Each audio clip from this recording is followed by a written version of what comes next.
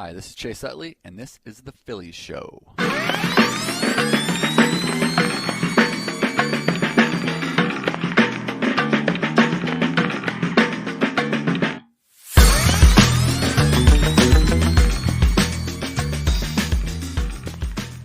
Hi, everybody. Welcome to the Phillies Show with Ruben Amaro Jr., Jim Salisbury, Todd Zolecki. It's Friday, October 4th, 2024. I got this little soundboard where I can play like the intros, and today I chose Chase Utley because he was a Mets killer over the years, and the Phillies are going to need to slay the Mets coming up. It's going to be a tough series and fun series, the National League Division Series. What was your reaction watching that game last night, guys? The Mets, kind of they're hot. They got some good vibes going. I got some text messages last night for some friends going, "Oh man, I don't know about this series. I have good feelings about this series. Oh boy, talk me off a ledge here." You guys get any of those texts last night? No, but I've been kind of talking about the Mets for weeks, saying, if they get in, going back a month ago, if they get in, I see them being a really tough out in the postseason. And they've proven to be that, 3 outs away from going home. They rally in the ninth in Milwaukee, and Pete Alonso really hadn't done much in weeks, hadn't homered in weeks, steps up and hits that 3-run home run. It just seems like they are sipping some magic potion here. The Phillies are a hell of a team, right? With star power up and down their roster. But the Mets see them a lot, and they've seen them a lot over the years. They're not going to be awed by anybody on that roster. Right. I'm expecting a son of a gun of a series, a great series, and them to continue to be a tough out. I think the Phillies can get by them. I think game one is huge. I think you got the right guy on the mound. But, it's tale of two seasons really for both teams. The Phillies build that great early record and hang on. And the Mets stumble out of the gate. They're like 12 games under 500. Are they going to sell off talent? And all of a sudden they go on a roll after June 1st, have one of the best records in baseball. And, these two teams saw each other in London when the Phillies were really on the top of the world in early June. Since then, the Phillies are 3 games over 500. The Mets are 26 games over 500. That includes the dramatic victory last night in Milwaukee. And, you got the proximity, the history, the NL East, and now they're going to meet in the playoffs for the first time. This just lines up for me as a really tough series for the Phillies, but a really, really entertaining series for the fans. Yeah, I think it should be a lot of fun. I mean, you're basically looking at two teams that one is sort of flatlining right now, which with the Phillies, and one is just skyrocketing. And momentum means something, and they're going to continue to play. They get the 1 day off, they get the party, they get to hang out, get the 1 day off, and then they go right back into it. And they've been on an amazing little road trip here. I mean, they've bounced all over the place to Milwaukee, back to Milwaukee. I mean, they've been all over the place, and they've really handled things well. It's always, when I was a coach there in New York, there was a culture issue. They did not know how to win. They had some talented players, but they just didn't know how to win. Well, I think that Mendoza has done a phenomenal. Carlos Mendoza, their manager, has done a spectacular job of changing that culture. He comes from a winning organization, comes from the Mets, the Yankees, and takes over. And I think he's really helped change the culture there. And they had that really big meeting. And listen, people don't talk about this enough. Okay, culture matters, and the attitude matters. And it just seems like when they had that team meeting, and I guess it was held by Francisco Lindor, they sort of made themselves accountable for each other. And when you're accountable to the guy next to you, and you're accountable to yourself, and you're accountable to the organization, then that changes your whole mindset. Instead of being me, I, me, which is exactly how it was when I was there with the Mets, it was all about me. Then and you put it on the team and you make it a team thing and you're playing for your buddies and your boys. Like I think Alonso talked about it after he hit the home run yesterday. I'm so glad that I came through for the boys. Mm-hmm. I mean, even superstars like Alonso and Nimmo and others who were so focused on themselves and getting themselves, putting themselves in a position to make some money and to be really good players for themselves. They have now learned through whatever osmosis, through whatever the leadership, whether it's Mendoza or Lindor, whatever the case may be, they've had a mind shift, and that mind shift is creating wins.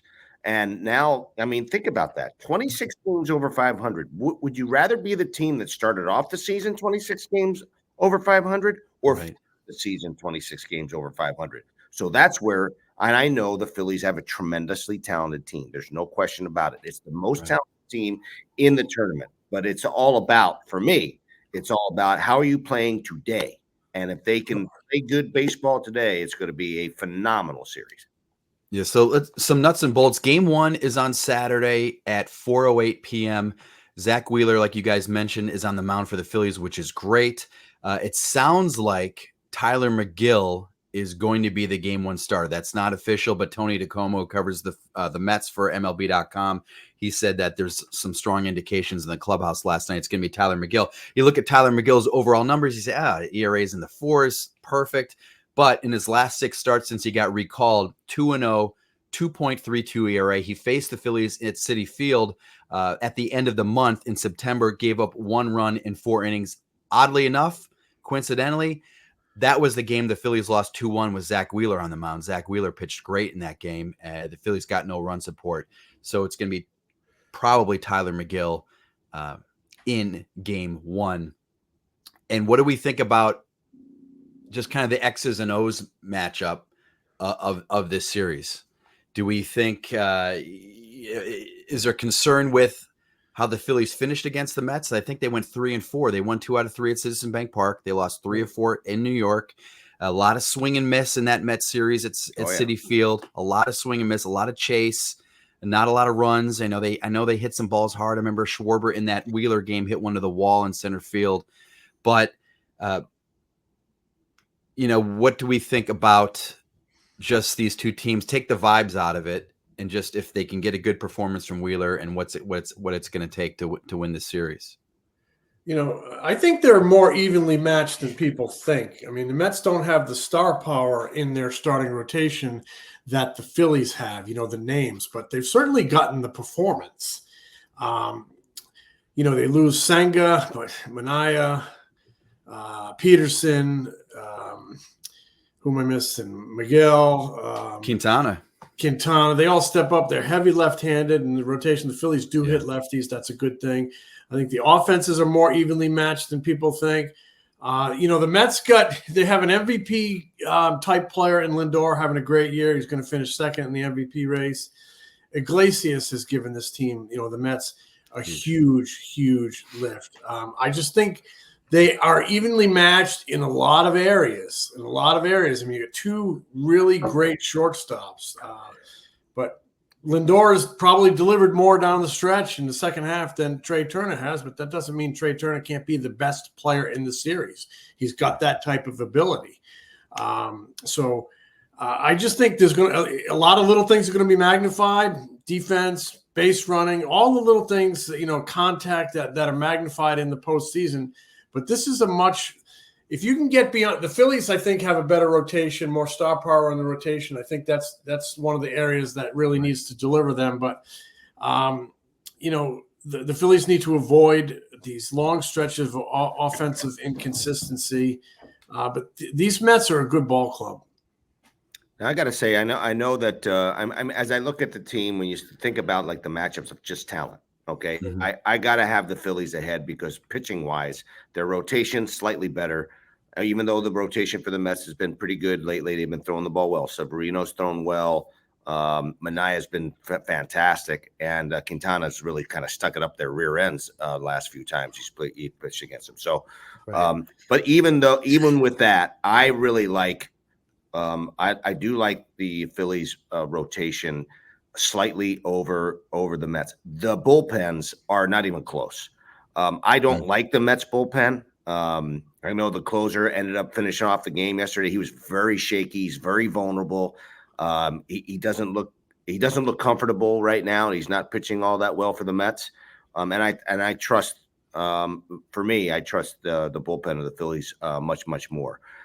As far as the lineups are concerned, if you go player for player, I do believe that the Phillies have a better lineup, star power, just in general. But this is the thing.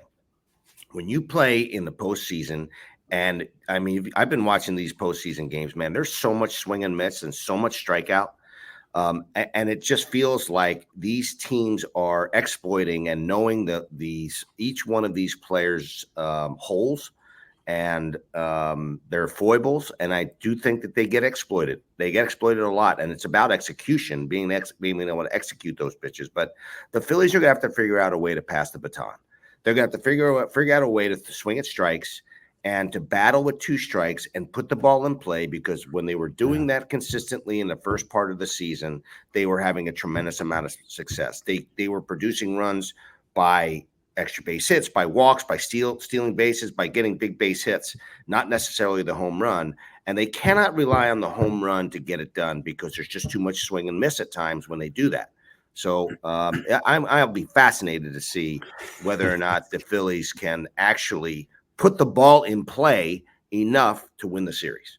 And this is where you hope, if you're a Phillies fan, that what happened to them in the NLCS really resonates as they begin this postseason journey, what they hope is a long journey, that they will remember those moments of swinging out of their shoes and just say, all right, short number swing, 2-strike approach. Let's put the ball in play. You know, we don't want to have happen. Not that you want to have a negative thought, but you know what I'm saying. Just have learned from that experience, like you said, Ruben, and just put the ball in play. I mean, you saw throughout the postseason. Anytime they put the ball in play, either team, something good happens. Something good can happen. So one little bloop base hit can cause a whole lot of havoc. A walk. I mean, you know, your basics. Hot walks and hit by pitches. I mean, you looked at it yesterday. Devin Williams comes in and walks Frankie Lindor to start the inning. That is the kiss of death, man. You just have to be able to, you got to throw strikes, you got to catch the baseball, and you got to make contact. You want to hear a stat? So this is courtesy of Sarah Langs from MLB.com and ESPN, who is phenomenal. Devin Williams threw 176 changeups this season, gave up 0 home runs. Last night, you know, that changeup's up. Pete Alonso hits it over the wall for historic home run in Mets history. I mean, just amazing. I agree with you guys. Put the ball in play, take the walk, pass the baton. But it's indisputable that this Phillies team is better when they are slugging, when they are hitting the ball in the gaps, off the wall, over the wall. That said, you can't approach it as I'm going to hit a home run. I'm going to try to hit a home run. Try to square it up, hit it hard somewhere. If it goes over the wall, that's a good thing. If it bloops over the second baseman's head, that can be a good thing too. But you have to put a premium on contact, and home runs will happen if you make good contact. But it's indisputable. This is the better Phillies team. All teams are better when they slug, but gosh, particularly this Phillies team. You know, we saw it down the stretch. They were kind of teetering a little bit up and down. Then they had that run where they hit a bunch of doubles and home runs, and they couldn't be beaten. So you're in search of like the perfect recipe, the perfect way to win these ball games. And I think it's got to be a little bit of an old school approach. I mean, we see managers go to the bullpen so early these days in the postseason. I'm riding my horses and hoping they're dealing Wheeler, Sanchez, Nola. I'm trying to get them to take me deep into the game. And then I'm going to my 5 men. You know, he trusts 5 men in that bullpen. And, you know, if they can get 9 outs or even fewer, that could be a heck of a recipe to take down the Mets. So you say horses. So we're recording this on Friday morning. The Phillies are going to have a workout later Friday afternoon. Rob Thompson might announce his Game 2 starter. So we don't know who the Game 2 starter is going to be. Now, Rob hinted that it could be Christopher Sanchez based off these ridiculous home road splits. He's like over 5 on the road. He's just over 2 at home. He also said it's going to depend on who we play. So the Mets have they have two lefties in the lineup. Nimmo with Lindor's a switch hitter, and there's one other guy in that lineup that's a lefty. Well, Winker may not Winker. play. Yeah, okay. He So probably won't play. So against left. Knowing the Mets lineup, knowing the home road splits, knowing how these guys have pitched against the Mets this season, Sanchez in 17 and 2/3 innings, 3.06 ERA, Nolan 13 and a third innings, 4.05 ERA. I don't know how much you want to put stock in that. Who's your game 2 starter? I'll tell you who the game 2 starter is. If Wheeler wins the first game, Sanchez is your game 2 starter. If Wheeler loses the first game, Nola's your game 2 starter. Because I don't think that he wants to put. That's my feeling, and that's how I would do it if I was managing. Again, I'm not a manager, and I'm glad I'm not in this situation. But I will tell you that I don't think he wants to put the pressure on Sanchez at home, down 0-1, and having to try to get back into the series. I think he would rather have Nola be the guy to take the pressure on that one. That's where that's my thought. You guys may have a different one, but that's how I feel. That's how I feel. It's good. He's going to go after him. That would make a lot of sense because one thing we know about Aaron Nola is you can never tell if he's happy, sad, angry, depressed, anything. He is a total flatline on the mound, and so I feel like you don't really know what would be going through Sanchez's mind in the game 2 down 0-1. So I can't disagree with you there, Ruben. That would be that would be an interesting way to go. I like, how you always talk about bullpens, guys like their roles. I mean, I got to think coming into a series, Christopher Sanchez, it would really do his psyche well to know exactly when he's pitching. And I think that even the same for Aaron Nola. I mean, do you want Aaron Nola reporting to the ballpark at 1 o'clock on Saturday, not knowing when he's getting the ball?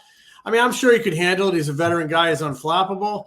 But do you want Christopher Sanchez reporting, not knowing when he's getting the ball? I don't know. I mean, it's an interesting point, Ruben. There's a lot of pressure on Chris Sanchez if they lose game 1. But I feel like I'd prefer more of a roadmap going in. Yeah. And it's possible. I mean, these guys, but I got to believe if either one, they already know, and they don't want to tip their hand. So the players already know, or they're deciding, and if they are deciding which way to go, and if they are, they probably told both players, hey, listen, here's the scenarios. Bing, bang, boom. So at least mentally they were prepared for that. And I got to believe the way they communicate and the way Rob Thompson communicates and Caleb Cotham, I got to believe that they know exactly what's going on either way. I agree with you. I think they probably know. And if you're going to kind of hedge a little bit, as you're going to start if we're down a game, you're going to start if we're up a game. That shows a lack of trust in one guy, and I'm not sure that's Rob Thompson's style. And you might be right. That might be the way they're going to go. I just think all that uncertainty shows a lack of trust in one guy, and knowing Rob and how meticulous he is and planning everything out. My guess, and I could be totally wrong, we'll find out Friday afternoon, 2:30, maybe some more information when Rob talks to the media. My guess is this roadmap has been established, at least starting pitching-wise, and these guys already know. Again, I could be wrong. We don't know, but we'll see. Hey, Todd, what do you think? I personally think I would go with Sanchez in game 2 only because – and we talked about this, Jimmy. You're right. I said you don't want to open yourself up for criticism, and you said you can't manage based off of potential criticism. But man, I like the idea of putting a guy in a position, their best position to succeed. And I feel like Sanchez, whatever the reason is, it might be 95% coincidence that Christopher Sanchez has been unbelievable at home, and maybe he's just had some random bad games on the road, and that's made these drastic splits. But Rob has allowed the possibility that there is something there. It might not be totally explainable, but the numbers are the numbers, and it's real. And for that reason, I think you start him on the road and say he gets his brains beat in, and something happens to Nolan. I know you can't really think in those hypotheticals, I guess, but I like the idea of of putting Sanchez in the best position to succeed. But I do see what you're saying, Ruben. Like if you're down 0-1, man, Aaron Nola is cool as a cucumber. And he's got all that. He's got a lot of experience and he's got a lot of early postseason success, early round postseason success. And so you'd feel pretty comfortable with him in game 2, guys. I think it just that's the beauty of this game, man. Yeah, it's about opinions, and these are decisions that are very relevant and very important. But it's a good position to be in. If you're worried about going down 0-1 and saying Aaron Nola is going to pitch game 2, then that's the way you need to go out of the gate. Wheeler, Nola, Sanchez. And in my gut feeling all along was that they're going to do. That's the way they're going to go. But who knows? Listening to Rob the other day, I'm parsing his words and knowing that he doesn't offer a lot, but sometimes he offers a little. And when he offers that he might split up the righties, that Sanchi is better at home and it's undeniable. When he offers that stuff, I get the vibe that that's the way he's going to go, and these guys might already know it. But look, this is a good problem to have if they all pitch good. It's a really good problem to have. So. Jim, you mentioned words said. What a segue, Jim. Thank you so much. It's time for Them's Fighting Words. Fighting Words.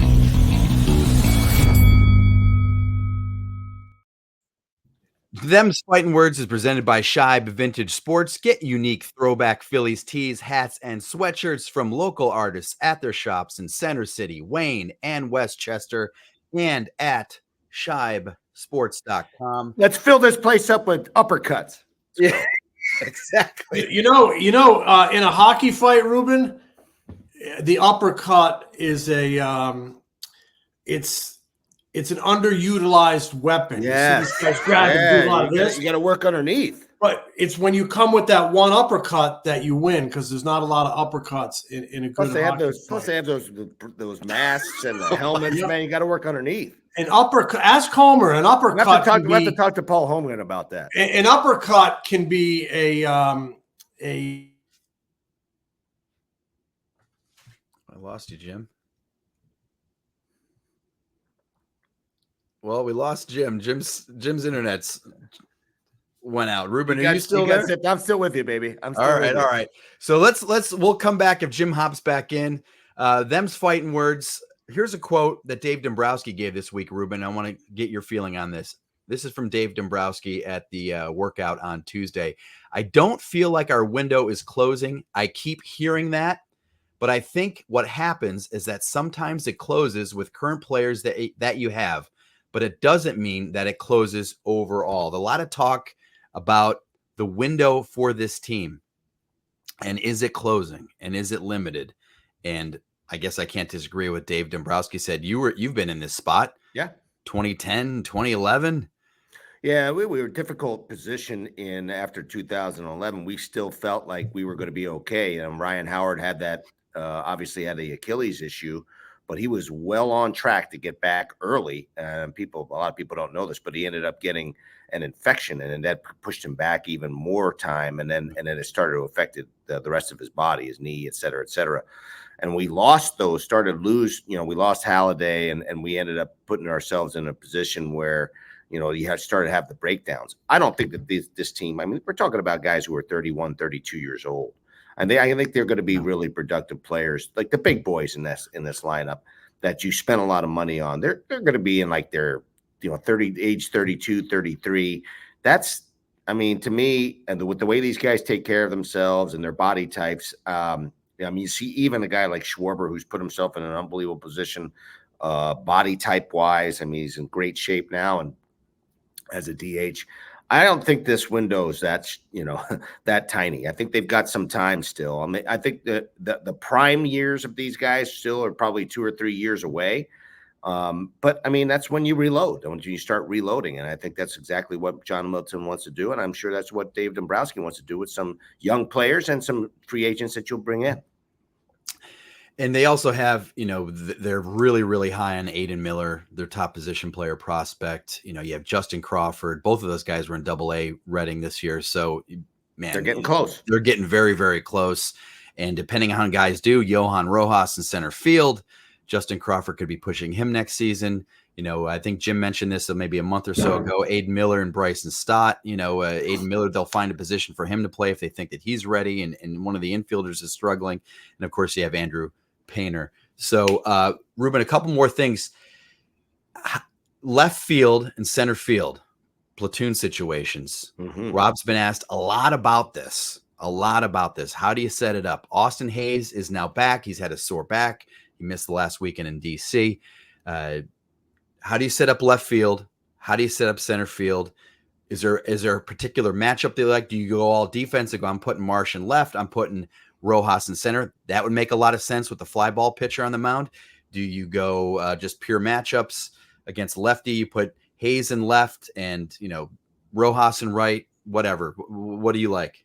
You may see a little bit of a difference depending on where they play, but I like having Rojas in center field, period. I want to stick him in center field. I want the defense. I've watched these games, that one play, that one line drive in the gap that he would get to that I know that Marsh could not.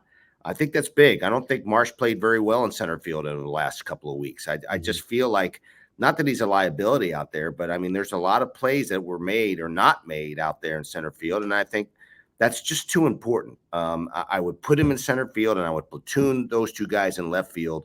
If it was a left-handed starter, I would go ahead and let Austin Hayes play left. If it was a right-handed starter, I'd go ahead and play Marsh in left. I'm not beholden to that. I really feel like I'm not beholden to either one of those players having to play every day.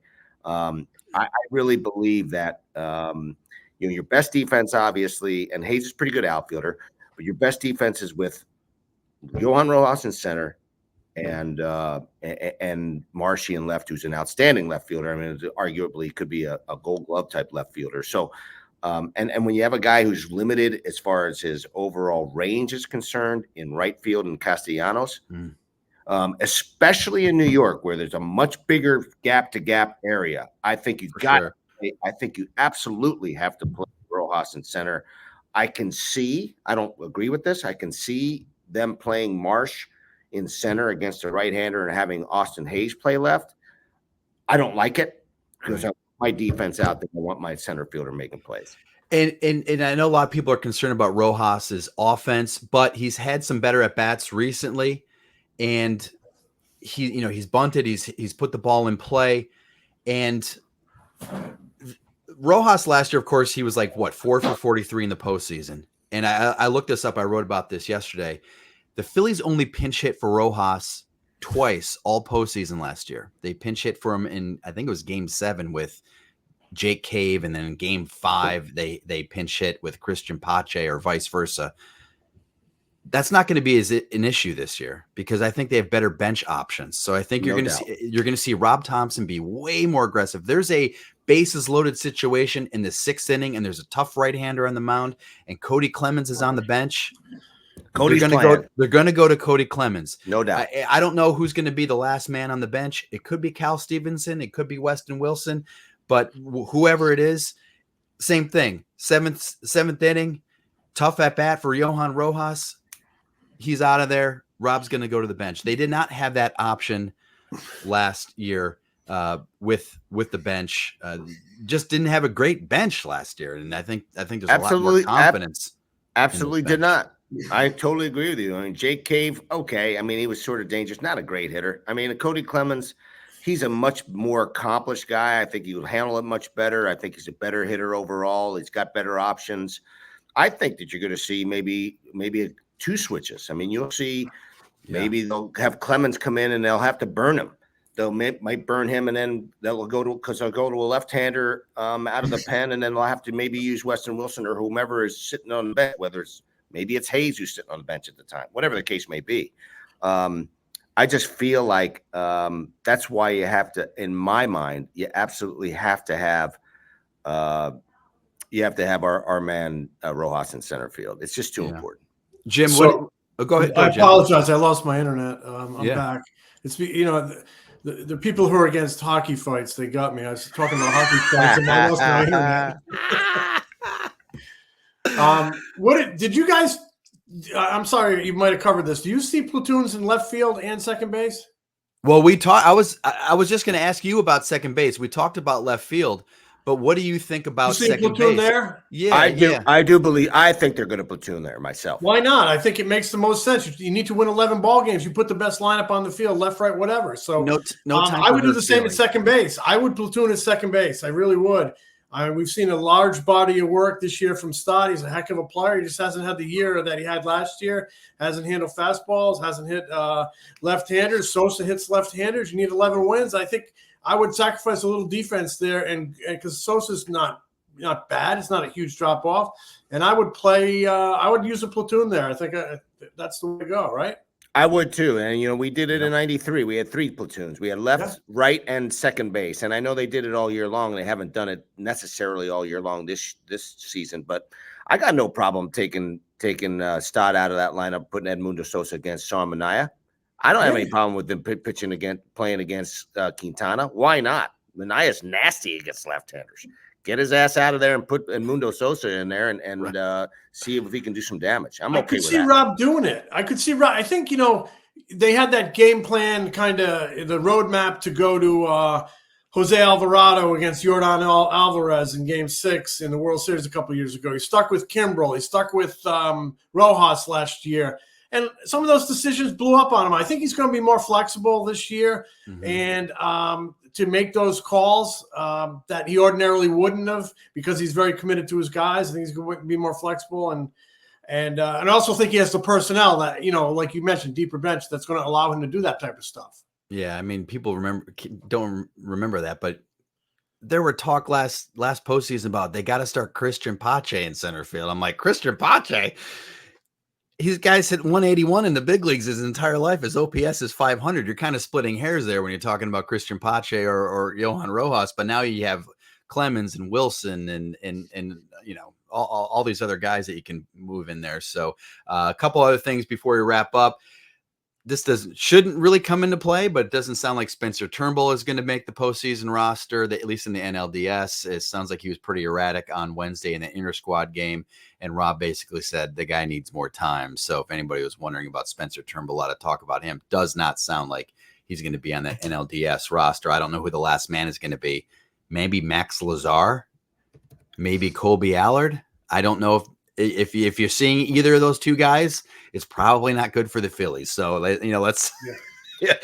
I don't think we need to focus too much on the last man in the bullpen unless it's an extra inning game, or they're getting their brains beat in and something horrible has gone on, and you're going Max Lazar or Colby Allard is in the game. So, do we have any predictions before we wrap this up? Who do we got? Phillies, Mets, NLDS. What are we thinking? I'm going final thoughts.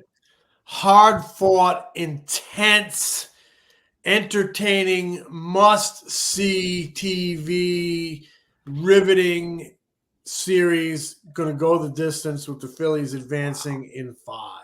People are going to die, Jim. They're going to be so nervous. I love it. I love the nerves. I love it. I think it's going 5 games. This team, the New York Mets, have some mojo going. I believe in the Phillies. I believe in Rob Thompson. I think he's going to make some adjustments with the way he manages this series as opposed to what he's done in the past. I think he's learned for some things, and I think they're going to win in 5. I'm going to say Phillies in 4. I'm going to say they cool all the Mets vibes. This is a team on a mission. They've had a good work week from what we've heard and seen, and I think they're intent on doing what they did not do last year. So I think they lose 1, they win in 4, and then they go on and play the Padres or the Dodgers in the NLCS. So we'll be back throughout the postseason. We're going to try to wrap up games as we go along here. So Ruben, Jim, thanks. Smell you later, boys. Smell you, Jimmy.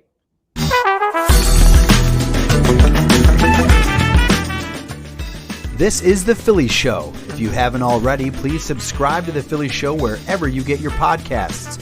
You can also watch us on our YouTube channel. If you like what we do, give us a review. Tell a friend.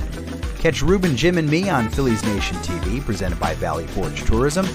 New episodes air an hour before every Saturday Phillies game on NBC Sports Philadelphia. Replays air throughout the week and on PhilliesNation.com. Get more of Ruben's analysis during, before, and after Phillies games on NBC Sports Philadelphia, on the Sports Radio 94 WIP Morning Show and MLB Network. Read Jim at the All City Network at allphly.com. Find more of me at MLB.com, the Phillies Beat newsletter, and occasionally on MLB Network.